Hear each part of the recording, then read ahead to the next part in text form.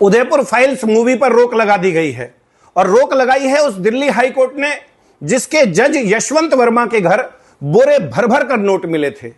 नुपुर शर्मा की post share करने मात्र पर उदयपुर के कन्हैयालाल टेलर की हत्या करने वाले मोहम्मद गौश और मोहम्मद रियाज को ढेरों सबूत होने के बावजूद 3 साल में सजा मिलना तो दूर, गवाहों की पेशी तक नहीं हुई है।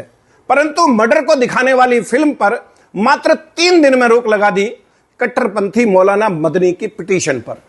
लोग कहने लग गए हैं देश में मोदी सरकार से ज्यादा ताकत कपिल सिब्बल, अभिषेक मनु सिंघवी और प्रशांत भूषण जैसे दलालों की है। सरकार बटला हाउस, ओखला और हल्द्वानी जैसे अनेक क्षेत्रों में बांग्लादेशी और रोहिंग्या घुसपैठियों के अवैध कब्जों पर बुलडोजर चलाती है, सुप्रीम कोर्ट रोक लगा देता है।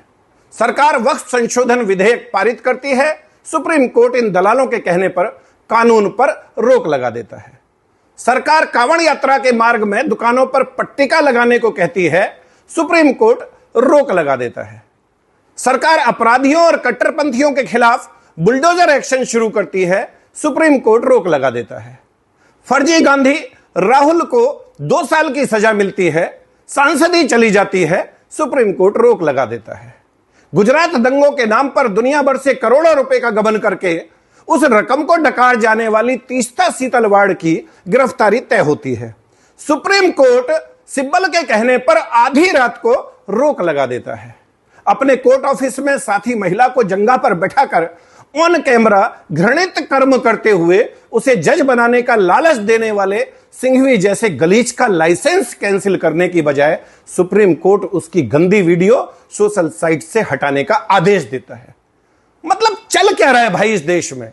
सरकार का कोई रसूख मानता है कोर्ट या नहीं? आम इंसान की तो छोड़ो, एक वकील कोर्ट ऑफिसर होता है, कोर्ट साहब से कम पढ़ा लिखा नहीं होता। उनकी कोई वैल्यू है या नहीं साहब की नजर में? हिंदू की तो खैर कोई औकात है ही नहीं इनकी नजर में।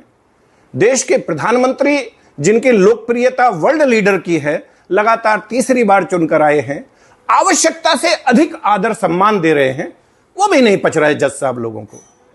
देश में हिंदू बहन बेटियों के साथ लव जिहाद पर आप आंख मूंद लेते हो, मौन हो जाते हो आप जबरन धर्म परिवर्तन पर, तुष्टीकरण पर और जनसंख्या असंतुलन पर।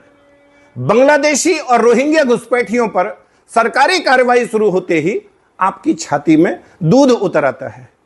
परंतु 5.5 लाख कश्मीरी पंडित अपने ही गांव घर से पलायन करने पर मजबूर कर दिए गए, आप शांत बैठे रहे। कोई इतना एक तरफा कैसे हो सकता है जज साहब? कैसे? आप भी इंसान हो, एक बार दिल पर हाथ रखकर सोचो कि आप और आपका पूरा परिवार, कुनवा खानदान और पूरा का पूरा गांव उजाड़ दिया जाए, भगवान कभी ना करे आपकी बहन, आपकी बेटी के साथ कश्मीरी पंडित गिरजा टिक्कू की तरह सामूहिक दुराचार हो, उसे नग्न अवस्था में जननांग के बीचों बीच आरा मशीन से जीवित ही बीच में से चीर दिया जाए, आपके भाई, आपके जवान बेटे की आपकी आंखों के सामने हत्या कर दी जाए, आपको आपके गांव, आपके शहर, आपके जिले से ही नहीं, आपके राज्य से भी आपको जान बचाकर भागना पड़े और 35 साल दर दर की ठोकर खाकर अपने ही देश में शरणार्थी बनकर रहना पड़े, आप कैसा महसूस करेंगे? पिछले 35 साल में एक बार भी आपकी आत्मा ने स्वतः संज्ञान लेकर जालिमों पर एक्शन लेने को कहा है? करोड़ों गरीब लाचार कैदी अपने ट्रायल की आस में जेल का नरक भोग रहे हैं, उनके परिवार और वकील अपनी जूतियां घिस रहे हैं। आपके पास सुनवाई का समय नहीं है, परंतु सिब्बल और सिंघवी जैसे धूर्त दलालों के अकूत धन के लालच में आप आतंकवादियों, भ्रष्टाचारियों और विशेष रूप से इस हिंदूवादी सरकार के विरोधियों के पक्ष में आधी रात कोर्ट बैठाने को तत्पर रहते हो। इस देश की सनातन संस्कृति के वाहक हिंदू समाज की मान्यता और आस्था में पलीता लगाने के लिए आप हमेशा आतुर रहते हो। अफगानिस्तान, पाकिस्तान और बांग्लादेश सहित शरिया वाले देशों में जजों की हालत क्या है, इस पर भी कभी विचार करना जज साहब।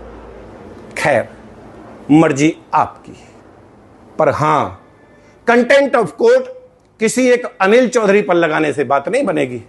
देश के बच्चे बच्चे की जुबान पर यह बात है, और अगर यकीन ना आए तो अपने किसी सगे वाले के बच्चों से पूछ लेना, वो बताएगा भारत की न्याय व्यवस्था कितनी सड़ चुकी है। वो बताएगा कि सब लोगों का मानना है कि भारत में अगर कोई विभाग सर्वाधिक भ्रष्ट है तो वो जुडिशरी है, और ये आपकी अवमानना नहीं, आपकी साख बचाने की कोशिश है। अभी भी मौका है, बचा लीजिए अपना रसूख। जज साहब, कॉलेजियम सिस्टम को कूड़ेदान में फेंक दीजिए। न्यायिक व्यवस्था में आमूलचूल परिवर्तन की आवश्यकता है। आप समझिए इस बात को। और फिर भी अगर लगे कि गंदगी को दूर करने की बजाय मुझ पर एक्शन लेना ज्यादा जरूरी है तो ठीक है। आखिर someone has to bell the cat. किसान का बेटा हूं, फौजी रहा हूं, शेष बचा भारत गजवाए हिंद की जद में ना आने पाए। जातिवाद से ऊपर उठकर तमाम हिंदू, सिख, जैन, बौद्ध एकजुट रहें। रोजाना 18 घंटे इस विषय पर काम करता हूं। कष्टों में रहने की आदत है, मर्जी आपकी। My number is 9310073539। Vande Mataram. Bharat माता की